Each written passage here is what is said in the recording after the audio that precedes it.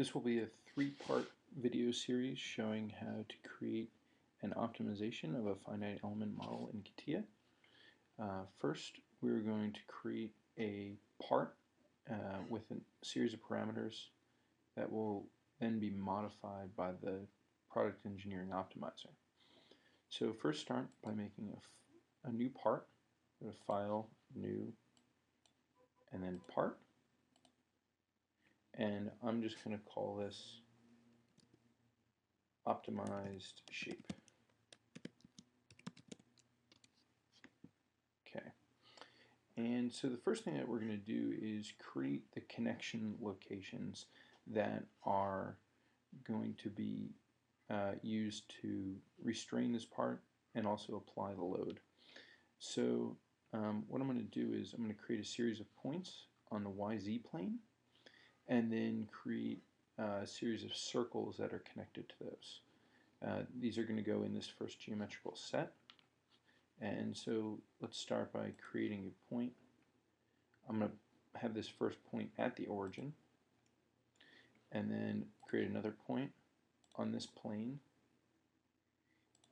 And I'm going to actually specify the dimensions. I'm going to have this at 100 millimeters and 0 millimeters. So this will be right along the z-axis, 100 millimeters away from the xy plane.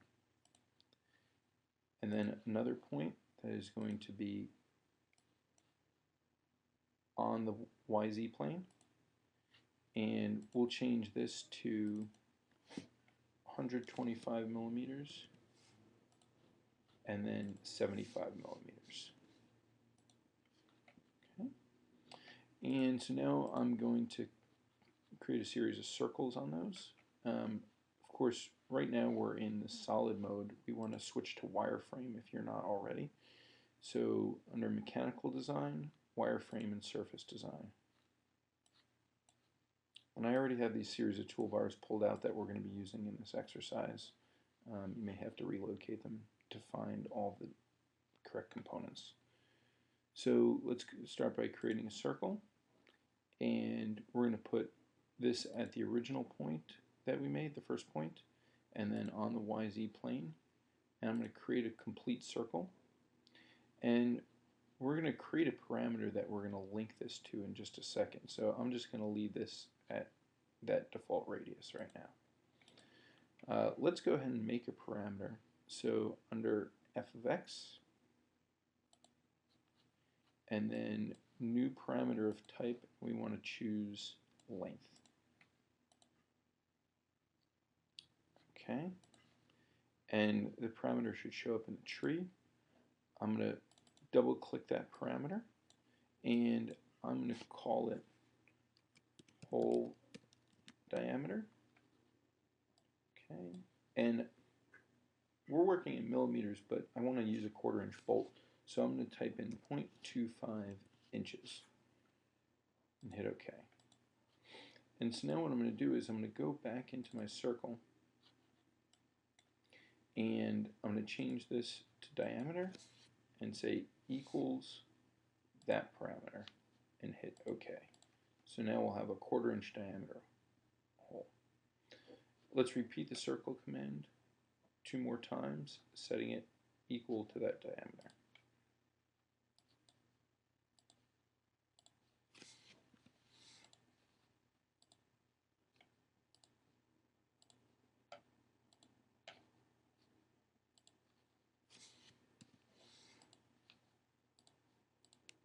Now, just as a double check, what I like to do to make sure this is linked correctly, if I double click on my parameter here, I'm going to change that to some other arbitrary number, and all 3 of my circles will update.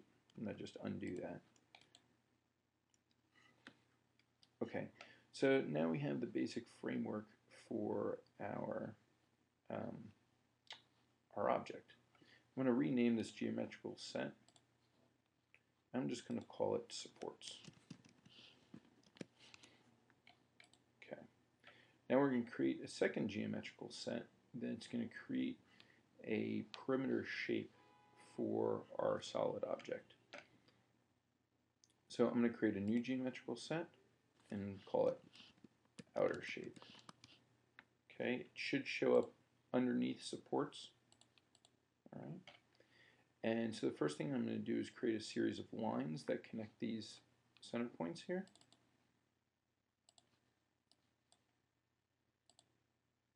One trick is that you can click on Reselect Second Point at Next Start. And what that does is, if you've double-clicked the command in the toolbar, which means to repeat it, it will basically create a chain of lines now. So if I click this, hit OK, it's already selected that as point 1. We can just click on point 2, hit OK, and then point 3, and hit OK. One thing that's critical as we're creating the dimensions and offsets that are coming up, you have to make sure that you're going in this order. As we create offsets, they'll be going outwards. You'll see what I mean in just a second. So first we have those lines. Now we're going to create parallel lines. Now, if you don't have this tool, what you have to do is you have to right-click in your toolbar, hit Customize. Take just a second. Okay, Toolbars, and then you're going to go down to the bottom and click Wireframe, Add Commands, and then you're going to go down to all the way down to Parallel Curve. Right there, and hit OK. I already have it, so I don't have to add it again. And close. So you're going to use this Parallel Curve command. We're going to select that curve, and the support is going to be the YZ plane. And I'm just going to offset some arbitrary amount for now, and hit OK. And we're going to repeat that.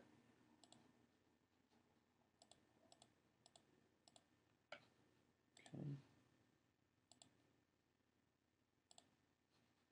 Okay.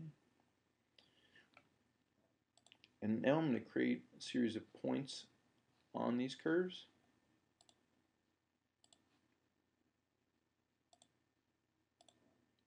And what I'm doing is I'm clicking point type on curve, clicking on the curve, and then I have it set to some ratio. So this will be some percentage along that curve. For right now, we're just going to use the middle point. It'll automatically type in 0.5 here and hit OK. And we'll repeat it for the last line. All right. And so now I'm going to create a series of arcs connecting these points. So we're going to go to Circle, and I'm going to change the type to 3 points. And the 3 points are going to be these 3 in order. Now by default it goes to a full complete circle. We want to change it to what they call a trim circle, also an arc. You may have to use a different object depending on what order you're going in, but it should always be working right now in the clockwise order. This will change the dimensions when we do the offsets that you'll see in a minute if you don't go in the clockwise order. And so now we're going to hit OK and repeat that 2 more times.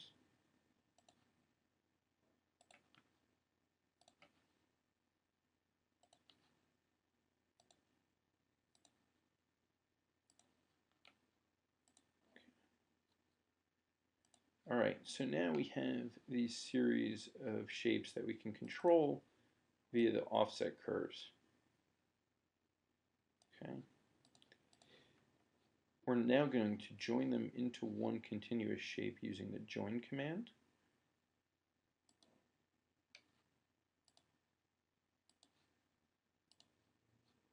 Right. Okay. And now we're going to create another parallel curve from that one, and we're going to go outwards. Now you'll notice as I'm pulling this outwards it says negative 14 millimeters. What I actually want to do is I want to say reverse direction. I'm going to hit preview, because I want this dimension as we offset outwards to be a positive number. And the last thing I'm going to do is change the parallel corner type to round. Hit preview. This will automatically put a radius of whatever our offset is at the corners. I'm going to hit OK. So now I have this malleable shape. You'll notice if you adjust this to 0 offset, it can't create a straight arc. That's the error that it's giving right now. So we have to have at least 1 millimeter in each direction, or some small dimension in each direction. Okay.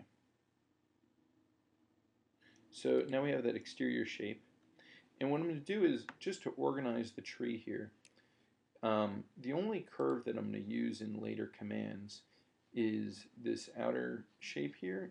All this other build geometry, we want to kind of neatly organize into another set. So what I'm going to do is I'm going to select it using Shift, and then if I press on the geometrical set tool, what you'll notice is it creates a set with all that inside it. And then I can just hide the set. So now I just have this exterior curve.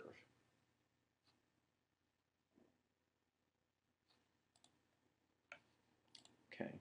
Now what I want to do is actually I'm going to create a copy of this shape, because I'm going to use the same exact logic to create an interior shape.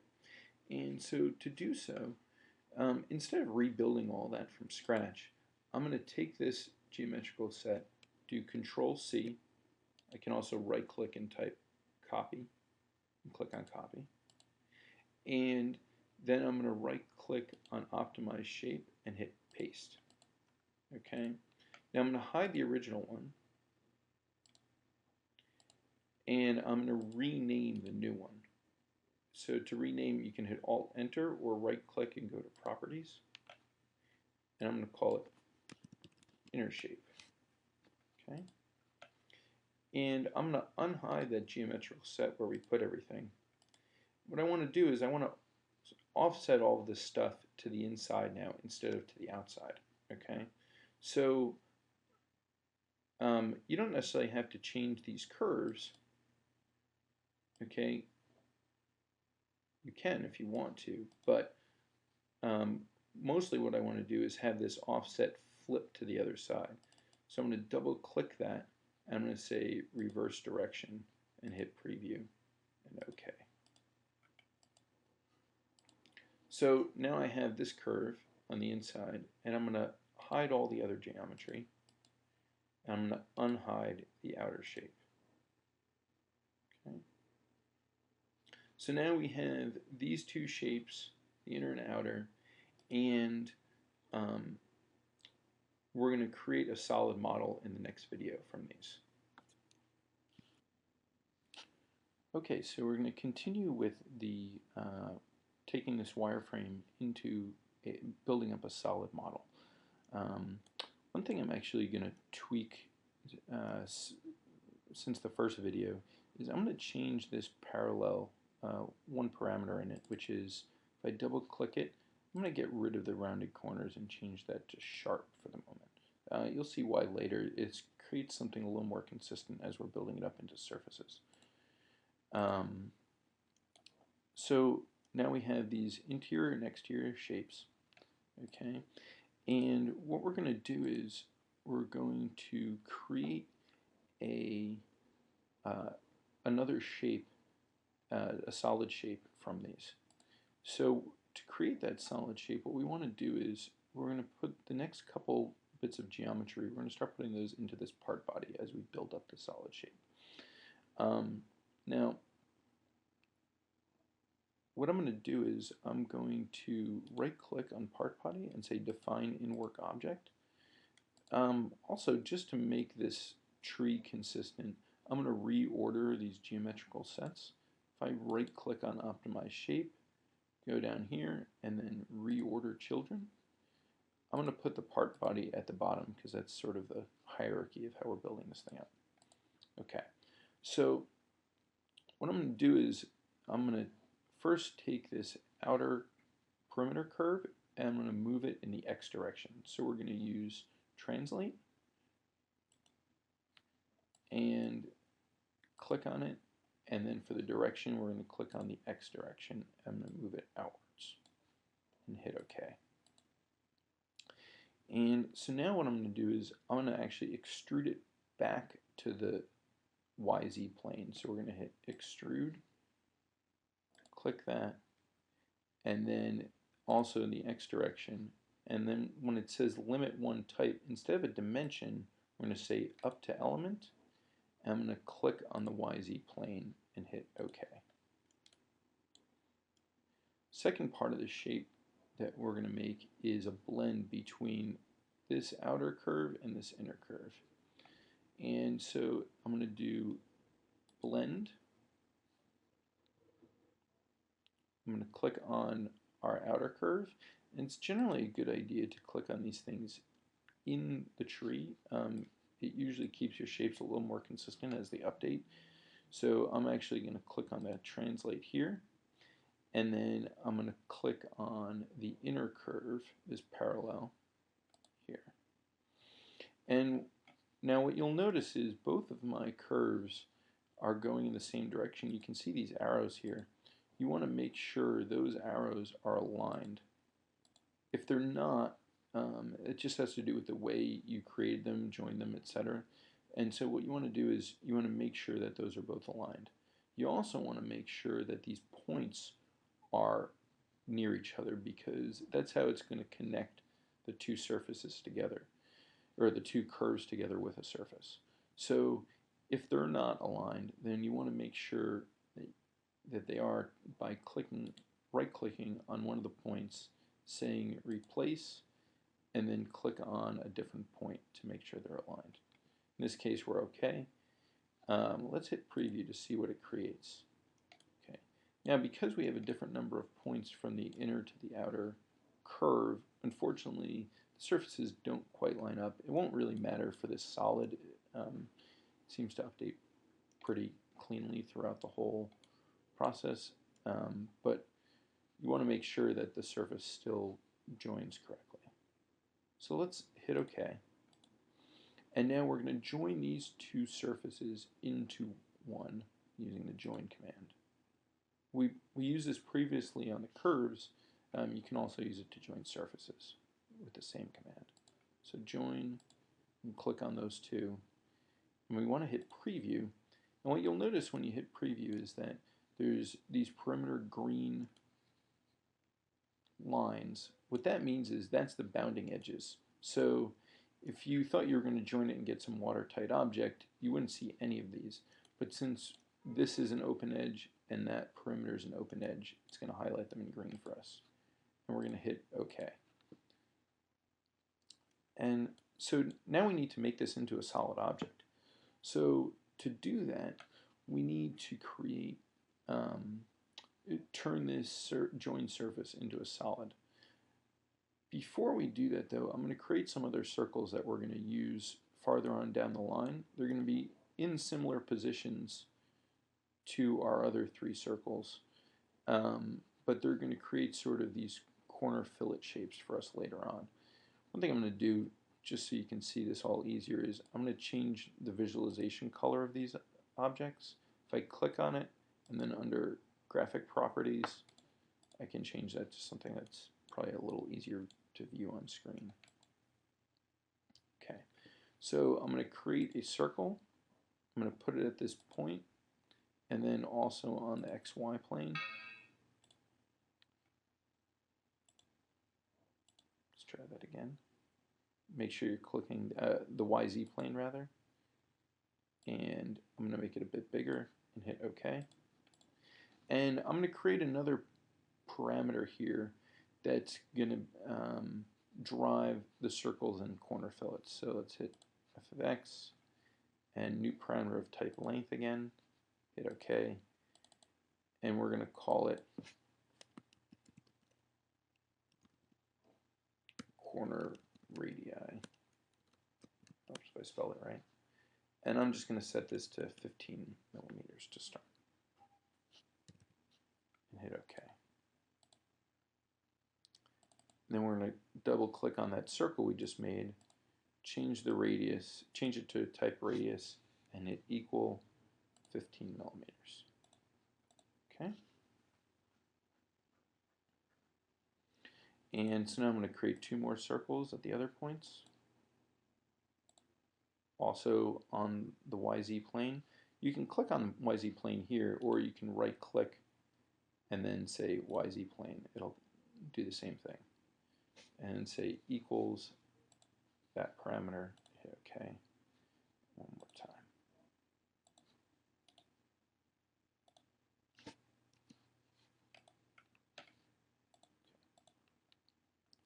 Now, we also want to link one more object to that parameter we just made, because these are going to be corners and linked to fillets, and we want everything to line up correctly. So this outer object, that's a parallel shape, that offset also has to be linked. So go into that parallel that you made for the outer shape, and just double click the parameter, and then say equals 15 millimeters, and hit OK. So now, if we look at it sort of from the front view, you can see how those will line up. Okay, so let's switch to the solid modeling workbench. And if you haven't saved so far, go ahead and save this thing. And I'm going to create just a new folder.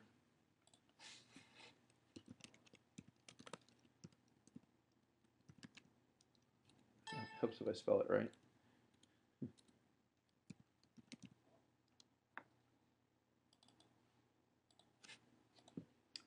And so now we're going to switch to the other workbench for solid. So we're going to go Start, Mechanical Design, Part Design. Okay.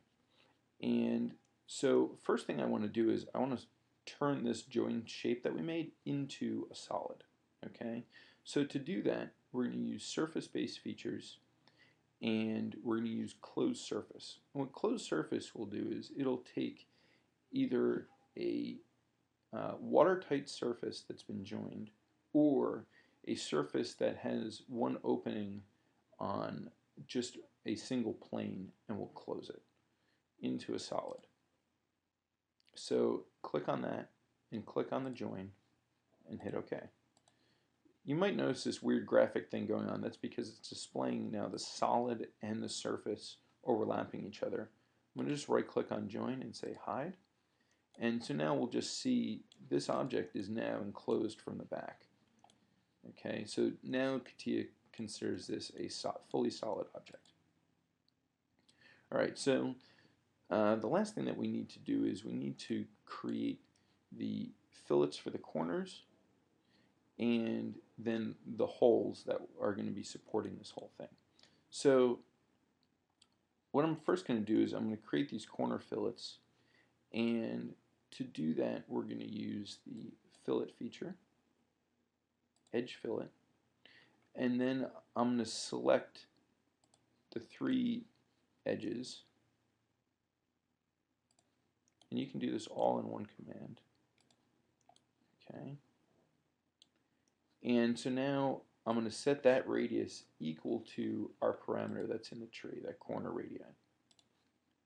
Alright, and we can hit preview, and you'll see it creates kind of this orange highlight to show how it's going to radius, and hit OK. Alright, so now we've created that corner radii. Now what we want to do is we want to create a thickened pad from these circles. Now, we haven't yet created a parameter though that sets this whole thickness. So to keep the whole thing consistent, let's create one more parameter that does that. So I'm going to go to my f of x, new parameter of type length, hit OK, and double click this. And I'm going to call this thickness. Now, ultimately the thickness will be double this number, but you just have to kind of either keep that in your head or put the math into the parameter so that you keep track of it. Right now we're going to set that to 10 millimeters and hit OK. So if you remember, we created this translate we want to actually set that translate equal to that, because as we make different thicknesses of objects here, we want them to stay consistent to that number. So I'm going to go into this translate, double click length, say equals 10 millimeters, and hit OK. Now I'm going to create pads from these circles. So if I go to pad, click that, and it might be going the wrong direction, so we can just click on reverse direction. And again, we want to set that equal to this thickness and hit OK. I'm going to do that 2 more times.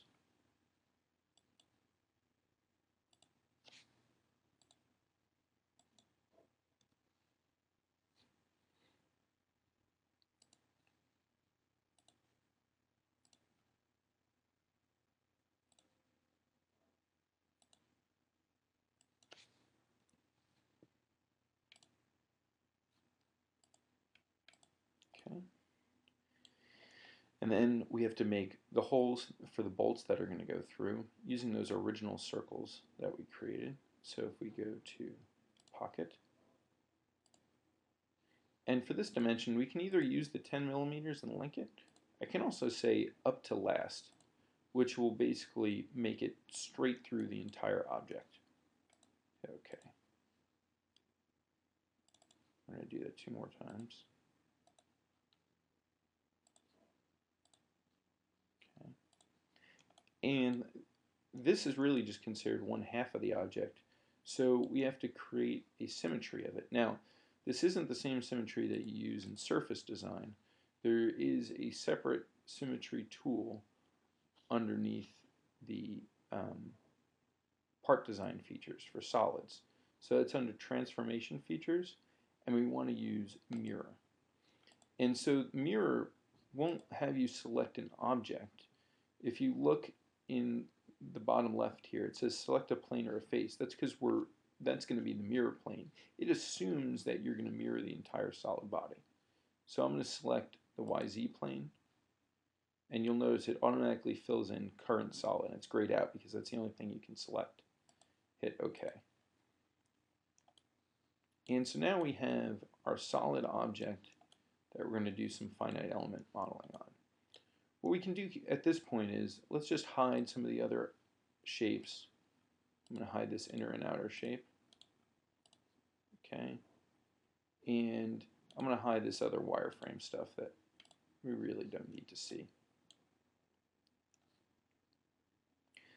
And then the last thing we want to do is check to make sure our parameters are actually working correctly. So if I change this corner radius to something larger, that it updates, and that the thickness also updates.